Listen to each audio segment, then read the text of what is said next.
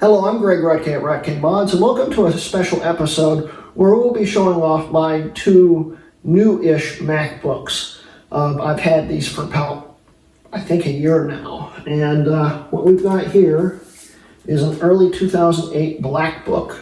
They nicknamed it the BlackBook, the people that bought them. It's just a Black MacBook. These were the top-of-the-line MacBooks you could buy at the time, and had the most specs, top everything. And no one bought them because the white ones gave about the same performance for like 3/4 the price. So they weren't very popular back in the day. But through the years, the BlackBooks have gotten more desirable. But Apple stopped selling the BlackBooks when the 2009 early 2009 MacBook came out. And that was a problem because some people still wanted the BlackBook and they couldn't get it in the newest hardware configuration anymore. The reason why Apple did that was because of the unibody late 2008 MacBook, the aluminum one. They didn't need a premium MacBook that was made out of plastic anymore. So they killed this off when the early 2009 ones came out. This one right here is actually a mid-2009. And we'll be putting the insides of this into this so we can run Mojave and Catalina. I am actually going to be using these systems, well this one, for probably lavalier recording, because I got a lavalier mic and nothing in here I have currently set up anyway can record. I mean, I could use the white MacBook right over there, but let's go fancy. And I've had these for about a year now. In fact, this system right here was the reason why I bought this system right here. And it was a pretty neat story. Colin Mister, aka Pt.1, sent me a picture of a bottom case of a MacBook that was marked as a 2007 MacBook. And it had the logic board in it, and that was it. And Colin's like, you need to buy this. He's like, it's a 2009. And I looked at it, and it was really, really cheap. And of course it was mismarked, so of course it was really, really cheap. So I bought it. And the seller on eBay sent me a message apologizing that he had lost the bottom case and logic board, but he was going to send me an even better system to make up for it. And that freaked me out because if he was marking it as a 2007, I figured he'd be sending me a 2007. No, in fact, I thought this was probably going to be an early 2009, and it was actually not even an early 2009. It's a mid-2009, the fastest with Patcher, Sierra and later compatible MacBook out there. Now, of course, the early 2008s can actually run Sierra and later with some hacked patches and stuff. Colin doesn't like those. But it can. It doesn't have any GPU acceleration though, so it runs really horribly. I kind of want to try that one time. But not right now. In fact, I did run Sierra on an early 08 once. It didn't run well, and it had no driver, so I had to remote into it. But now you can get the drivers. That's not the point. For a 100% supported driver-wise system, you need a early 2009 or later. And here's the ticket right here. We're going to be taking the logic board and maybe a few other parts out of this and stick it into this and have a little fun.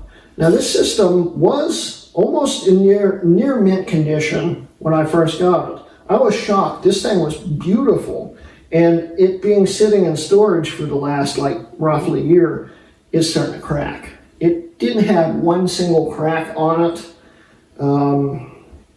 Now it does. I just noticed this crack right here. It's a common problem with these systems. This one's got it. But this one's been used. It's a little dirty. It needs cleaned. But this was clean and nearly mint. Hi, Xena. My dog just came in and just left. This one was clean and nearly mint, and it kind of hurts me to pull it apart, but I want to put it into this. In this case, it's a little worse for wear. It came from a charity auction, so all the proceeds went to a good charity. But I think it's like an old school computer. It's a little dirty, a little worn out in places, but in pretty decent shape. And what you need to do to convert one of these is you have to have a late 2007 or an early 2008 BlackBook model. The easiest way to tell is by the command keys. They'll have an Apple logo on them if they're not a late 07 or 08. So that will tell you not to buy those. They have different connectors on them, which make the case incompatible with the early 2009 and mid 2009. And my dogs are deciding to play right now. This is not a good time, girls. Cut it out. Thank you. But yeah. And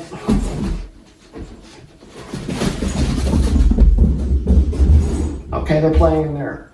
So yeah, you need at least a late 2007 or early 2008 to put this board into one of these, because the connectors on the keyboard are different. I think the connectors on the LCD are different. They're different enough where you need that. Plus these cases are almost 100% compatible with this board. I think there's one or two standoffs that don't line up that you have to remove, which we'll have to remove to get this board in, but won't hurt anything. I've read about how to do it in the past. Some people have done it and written about it, and it doesn't seem too difficult. In fact, I think Colin Mister might have built one already. And well, yeah, that's about it really. I think it's a good time to actually get on to the process and actually get it going. So let's go.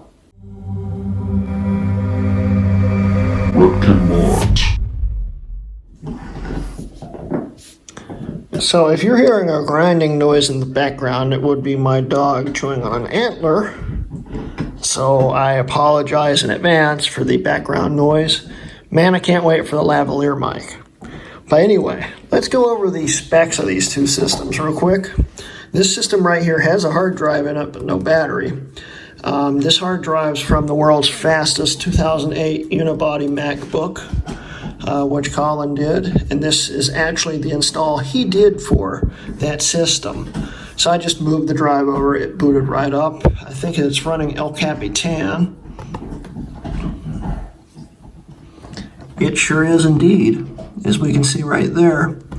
And this system was this had the same hardware in it as the late 2008 unibody MacBook, except it ran with DDR2 instead of DDR3 to save Apple money. And technically save you money, but I think it was mostly Apple that saved money there, because these were still pretty expensive compared to the other one, and not that big of a difference in price as far as I know. But anyway, getting on to the point here. This is a 13-inch mid-2009 MacBook. Hi. And it is completely spec'd out here. It's got 8 gigs of DDR2, 800 megahertz in it. The mid-2009 was the first and only non-unibody MacBook that Apple said could run 800 megahertz DDR2 in it.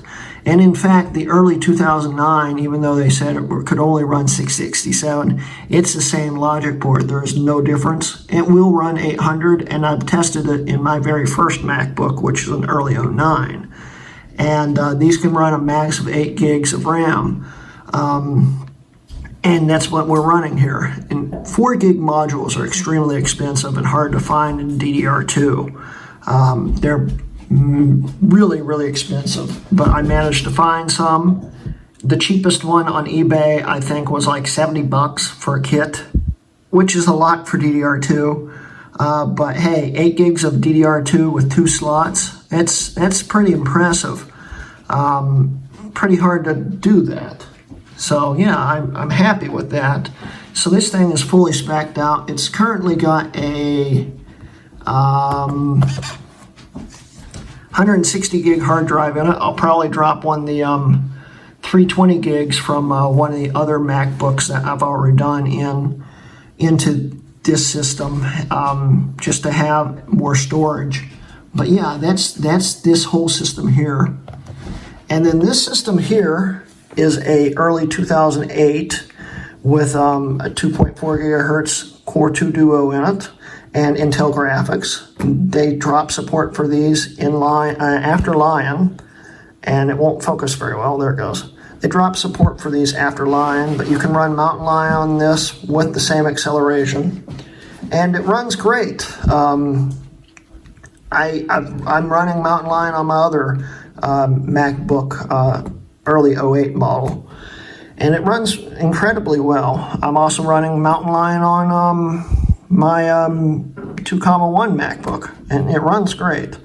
But getting back to the point, this system here, they dropped support after Lion, and there's no acceleration graphics for anything past Mavericks. There's a modified Starlaw. Why right now? 1 second. Sorry about that. I just put my dogs out in the room for right now so I can finish filming this. I don't know where I was now. Oh yeah, they dropped support in Lion. That's it.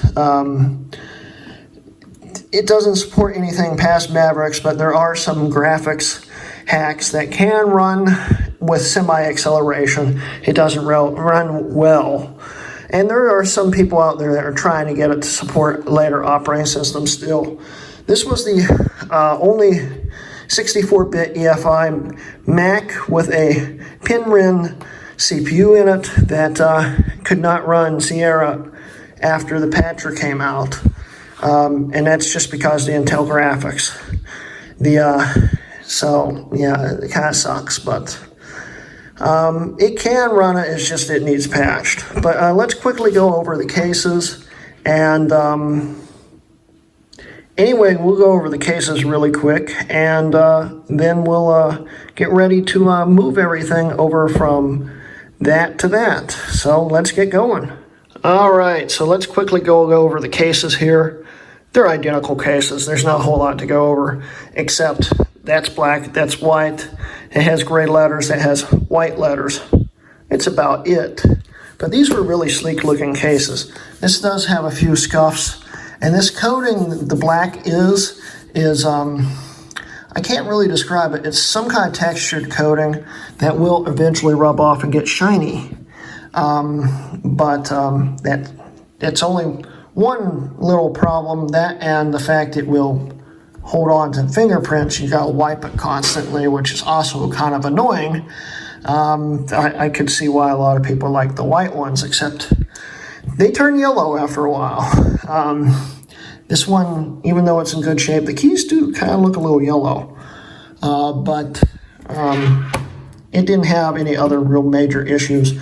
Scratching was a problem, but it's just like a white iPod, you know, it happens. This, on the other hand, you could really put some damage to it. And the fingerprints, I just wiped this down, and I've only held it long enough for the intro video, and it's all recovered in fingerprints again. And it's a little annoying, but it's a nice looking case, and that's what makes up for it. Yeah, you can't even tell I wiped it down at this point. It's sad. But yeah, this has a converted battery from a white one, I think, for my 2.1 in it now. And it seems to work sometimes. It's a little bit of a problem getting it to start charging, but once it starts charging, it seems to work fine. The original OEM batteries suck. These are some of the worst batteries on Earth. And you cannot get one that lasts more than a year, it seems. But aftermarket newer tech batteries are still being sold brand new today, and they work incredibly well. And I'm going to probably have to order one for this. But this is a factory battery in it, and it's going on its way out, but it sort of works. So we're going to have it in here, and yeah, that's basically it. The only other major difference between these two, which will be very apparent, this thing's been case swapped, is the ports. And wow, are those ports dirty? I didn't even notice how dirty those were. It's going to take a lot of cleaning. But the ports were black on the black books and white on the white books, the white MacBooks. So they're going to be white on this, which I guess wouldn't look extremely terrible. Actually, these are kind of a gray color. But it wouldn't look extremely terrible considering the white text on the keyboard and stuff. But it's still kind of an eyesore. And Colin actually has been considering doing port swaps on these boards for BlackBook conversions. But it takes a lot of soldering that I can't do. He can do it though. I might send him in and do it. But also, we're also going to put the parts in this one, so it will have a new life. Basically, I'll probably sell it or something. Who knows? But it's still a good, useful system. It's just it can't run the latest operating systems, where this one can, and this one's going into that case. So we're going to still salvage the parts in this, but still. Anyway, so I think that's about wraps it up. Let's start getting these systems apart. So guys, while filming, my mail came in, and I got a surprise package from Steve from Mac84, as we can see right here. These are pretty nice buttons there, Steve. I like them. And he even gave me a little note that he printed off of his image writer, which is awesome. Thank you, Steve. You guys need to check him out. He's about to hit 1,000 subs. You should go sub to him. He's got great videos, and one day he'll probably have more subs than I do. So go check him out. But yeah, again, thanks again, Steve. Let's get on with the disassembly and stuff. Let's go. Okay, I forgot to mention one other thing about this case versus this case is this one uses chrome screws, where this one uses black screws, which look really nice. That's the only other thing I forgot to mention. Now, I'm debating whether I should take them both apart together or not. I'm thinking, let's try it together and see how many parts I get confused really quick. So I'll open up my iFixit kit and find some bits here. Let's first get this battery open.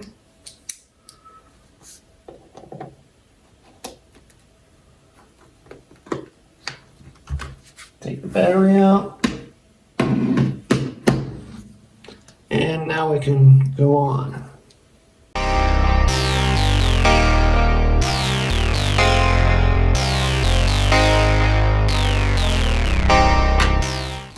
Now, there was one problem with the logic board on this one. One, the RAM eject levers are broken. They're supposed to spring out like this, and then you're supposed to be able to just pull it and pop the RAM out like that. And this one's broken. So getting the RAM out's a challenge, but it's already upgraded, so it's not an issue. So let's continue on.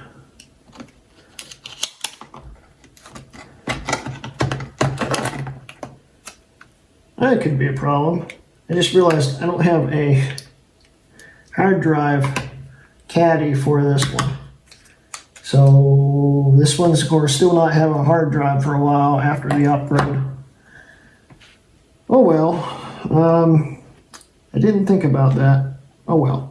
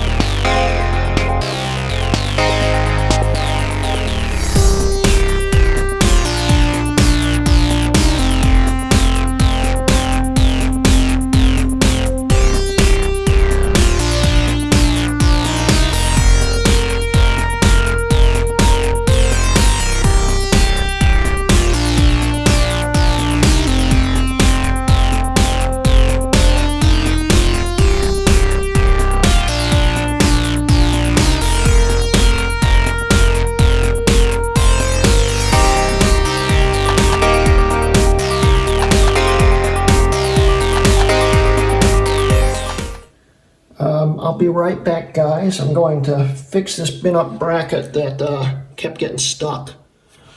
Okay, so I got that bracket fixed. I forgot to bend this back. There was a bent piece of metal right here. I just did not want to let the keyboard go. I even chipped that, trying to pull it apart because of that piece of metal.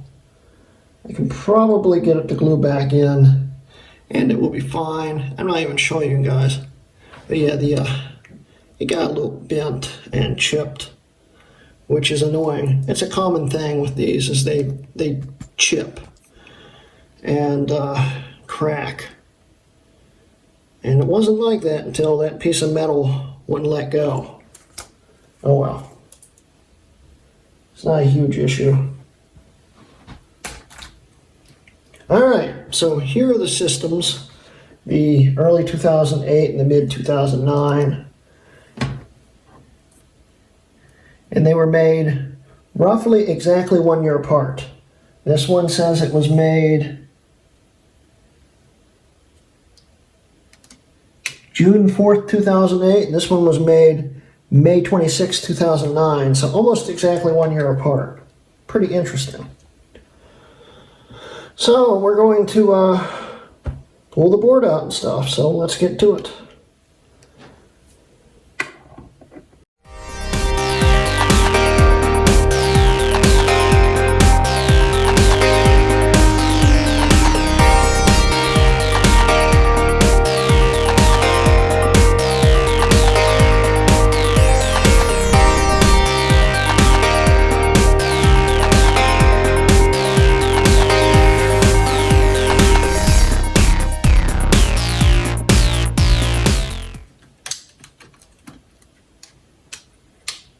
Ah, yikes.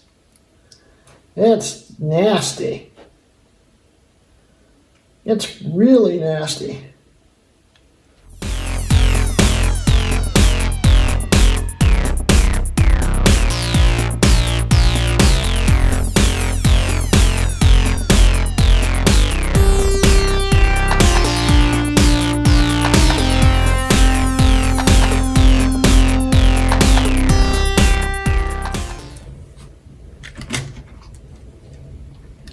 There's the 2009 logic board, and there's the 2008 logic board coated in so much stuff that it's really quite disgusting. And here's the empty-ish cases. What's up, sweetheart? It's just rain.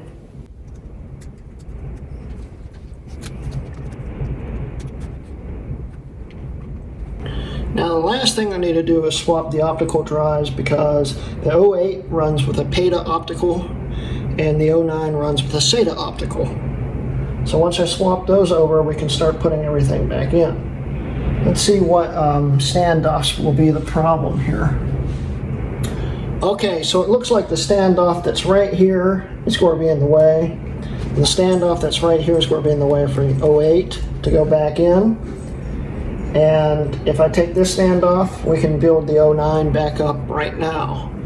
So I'll get a knife and we'll cut it off. The storm came and just cut the power to the whole house. So now I'm in the dark. Wonderful. Yeah. And the razor blade I was using to cut off the standoff just exploded into a million pieces. And I'm still in the dark. This is great. Well, the lights are back on, and I've decided to just build up this one because currently I have no internet, and I'm going to have to figure out how to get the optical drives out without breaking anything, because I don't remember how it works, even though I've taken these things apart 1,000 times before. I got to take out the optical drive and swap them. And since I have no internet, I can't refresh this page or I lose the whole guide. And then I won't remember how the screws go back in. So, yeah, it's a perfect time for a storm. The internet came back on, so I can actually figure out what I'm doing. Yay! Well, it's mostly back on. Not all the nodes reconnected, so it's pretty weak signal, but it's loaded everything.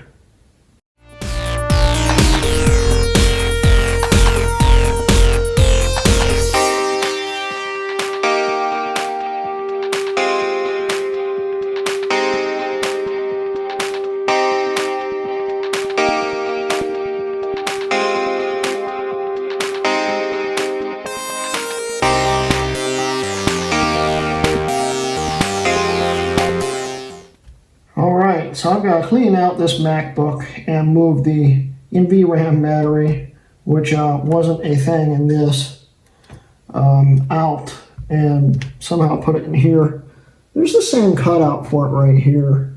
It should be compatible to just stick in there.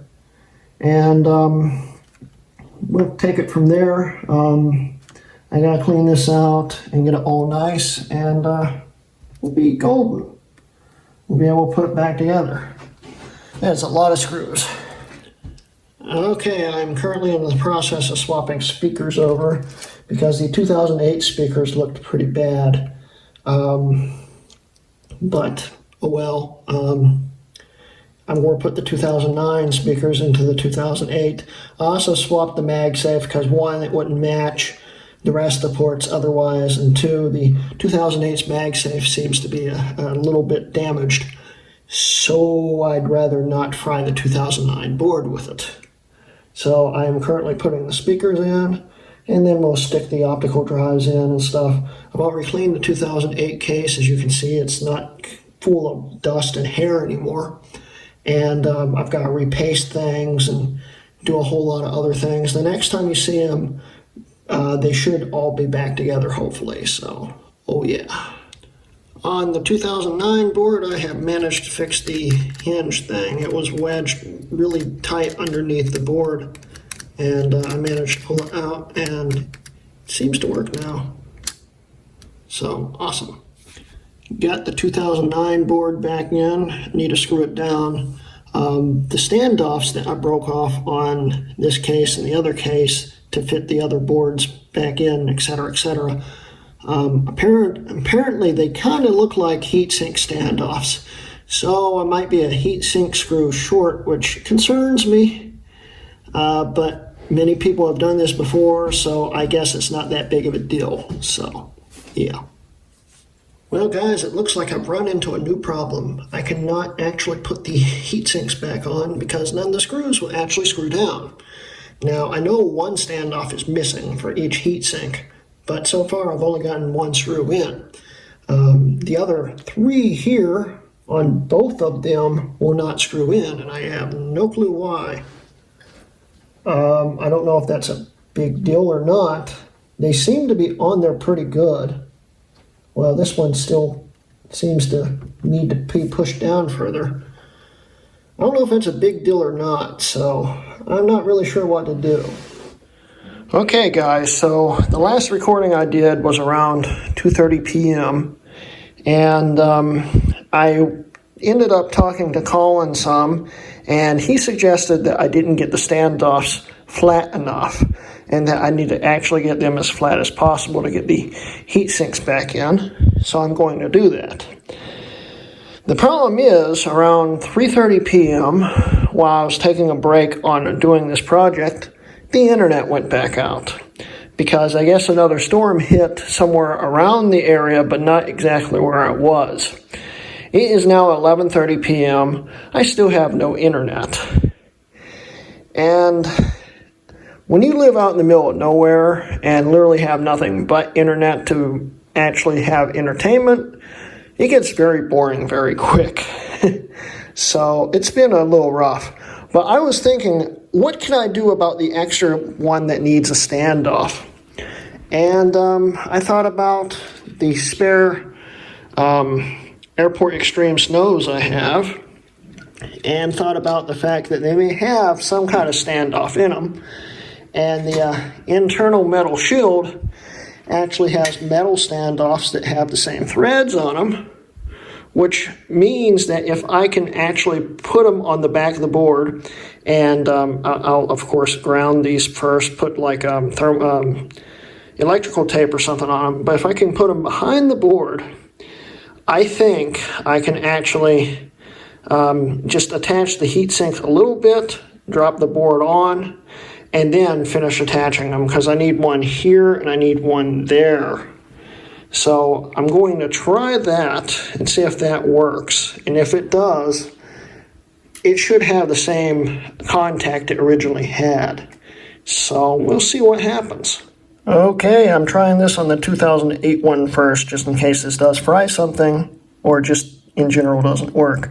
This actually appears to be the same height as all the standoffs on here, and I've flattened that as much as I could.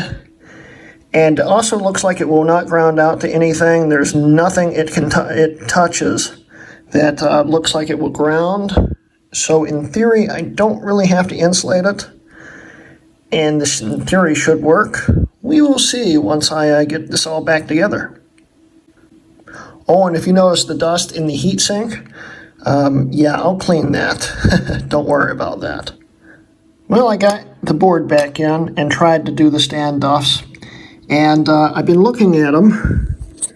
If you can see right there, the standoff is just slightly off center on like every single post but that one. So it looks like I'm making custom standoffs. Yippee! I am so happy to have to do that. But hey, this might actually work. As long as the heatsink's on and on well, it won't be a problem. Okay, so I've decided to snap the brass washers out of the standoffs and use those like that. And that seems to work, although the one standoff down here I kind of exploded and the washer went flying and I can't find it. So we're going to be using another one of those custom-made standoffs for this one, and then I'll be more careful with the BlackBook, so I don't have to do that again. So yeah. It is back in, and it is flush, as we can see right here. Everything is actually on. And this should go back together with no problem. Now I can do the BlackBook. I managed to find one problem with putting the heatsink on first. You can't put the top logic board screw back on. But it's got the other two in, and it's in there. It's not coming out. But that's annoying. So I'm going to have an extra screw now. Yay. Here we go. I've removed the standoffs. That one, and that one. And preserved the little brass pieces, and we're going to put the heatsink on the board and see if it works. And here we go with the heatsink mounted. I had to use another Airport Extreme standoff because I forgot this case already was missing one, but we can see it all is on there and it's all sturdy, and this should go back together pretty easily. So just to show you guys what they'll look like before the case top comes back on. They are nice and ready to go back together. So they're basically done. They just need the top cases and the few case screws, and they're ready to go. Well, the 2008 is currently running. There's no screen, which has me a bit concerned. I'm about to give up on it. That's not the main topic of this video, really. It's this. And I've tested it once, but that was before I took it all back apart and reassembled it. So I'm going to test it again on camera in a second. But this has really got me worried. I don't know what I did wrong, but I haven't actually screwed it back together yet, so I guess I'm all right. For now, I just got to figure out why there's no screen. I don't even know if it's loading, would load anything, because there's no hard drive in it right now. But the screen should have at least kicked on, so go figure. Well, at least let's try the BlackBook. It's currently plugged in, and you can actually start this one with jumper pads, which are right here. So if I touch this to this, it should start right up. Maybe. There it goes. And it went off.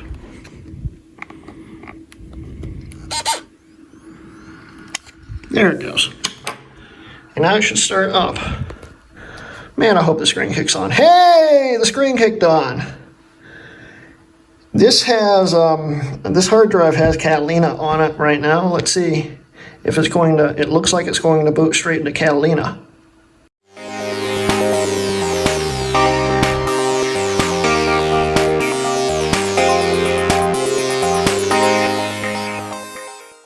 We got it booted up. So I can now shut this off and finish putting it together.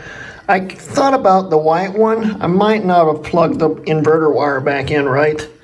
I'm going to check that and see if that's a problem or not. So, yeah. Okay, it looks like the inverter wire was only plugged in halfway, so let's see if it turns on now.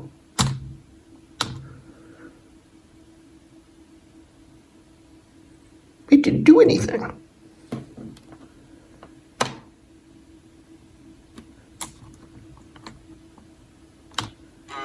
There it goes. Hey, there was the problem. The 2008 works also, probably. Go into the boot menu. See if the mouse works. If it goes into the boot menu.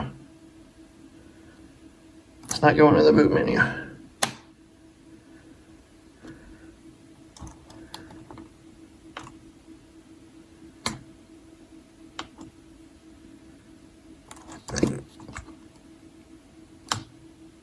Yeah, it's the 2008 might work.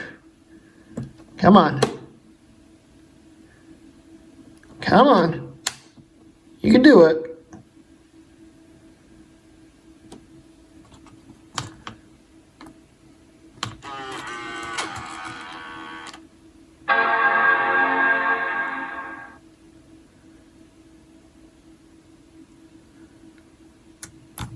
Yep, it works. We're good. Awesome.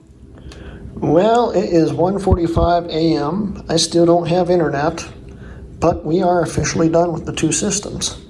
This system is running, as we can see right here. And this system's also running, but there's one issue. The screen is really dim because the Catalina patcher apparently is not installing the brightness controls yet. I can't actually change the brightness. Plus, there's no partial trackpad support yet, which I need internet to download those patches, I think. But this is the first version of the official after beta patcher. I haven't updated it yet.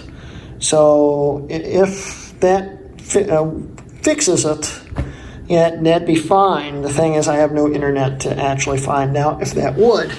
So, because no partial trackpad support, the pointer moves really, really slow. Like, massively slow.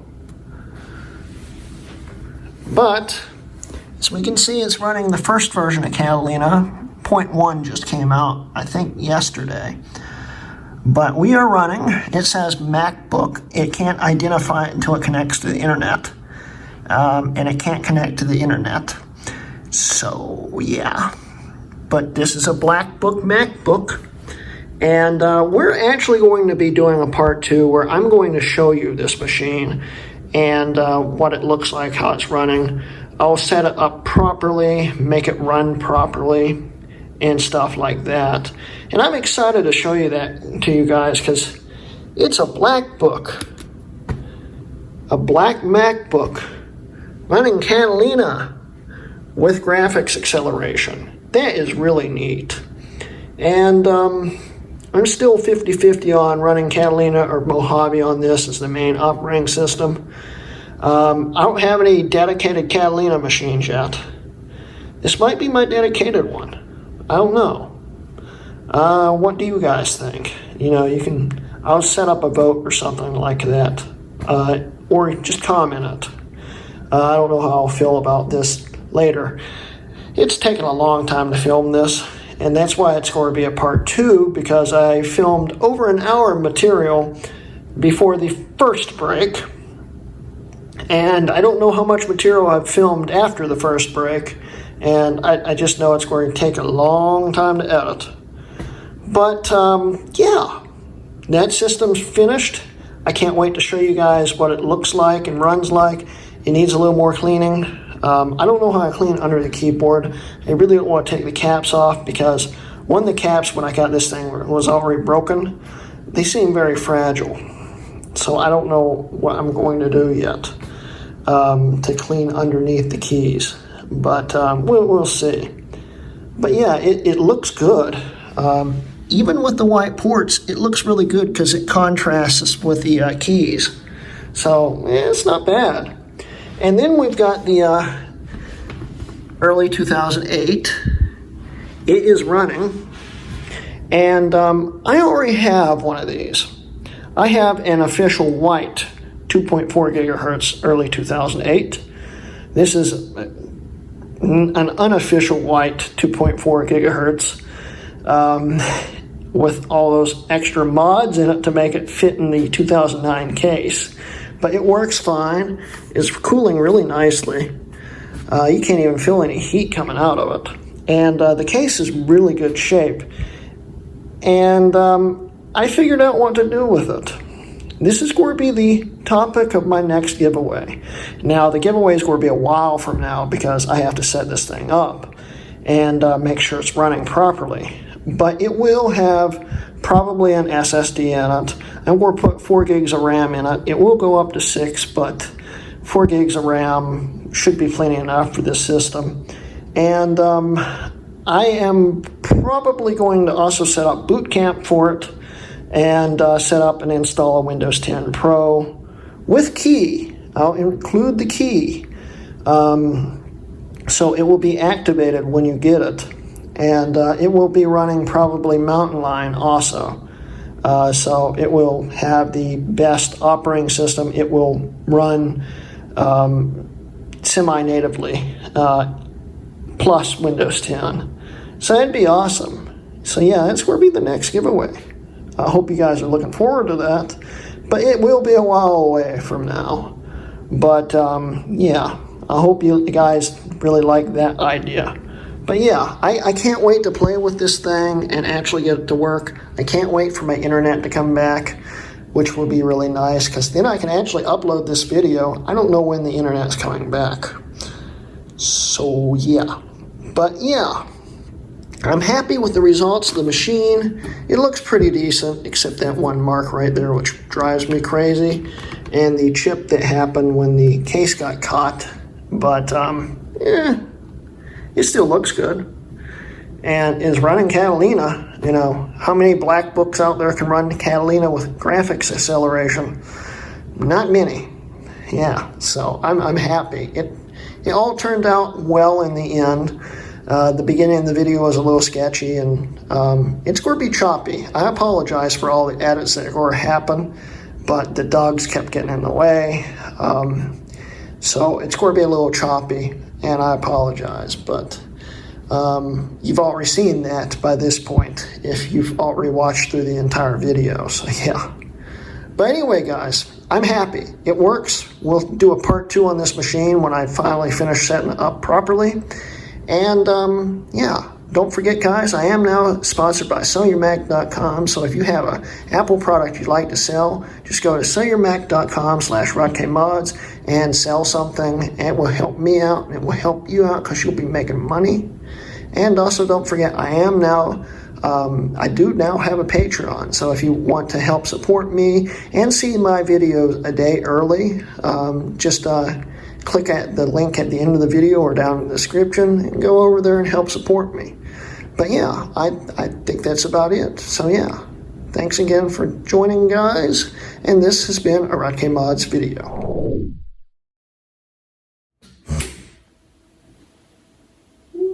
That crate probably shouldn't pop like that. I'll have to fix that later. Try not to stand on it. Kind of inconvenient, and it's actually right there. Hello, I'm Greg Rodk of Rodk Mods, and today...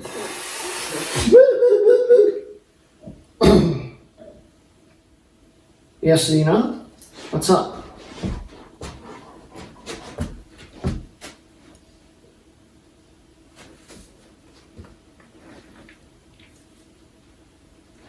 What's up, sweetheart? Okay, then.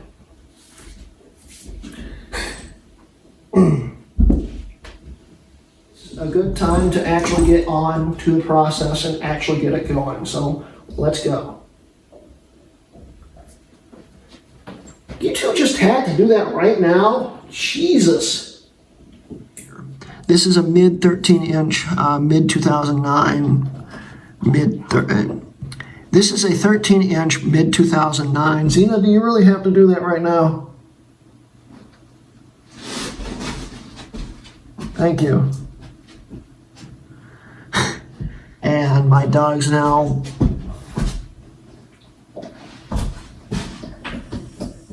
Zena! Come on, stop making a racket, girl.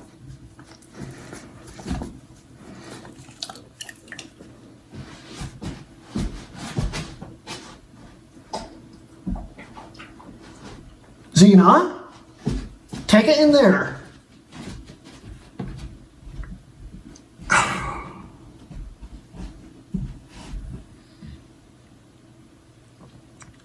Anyway.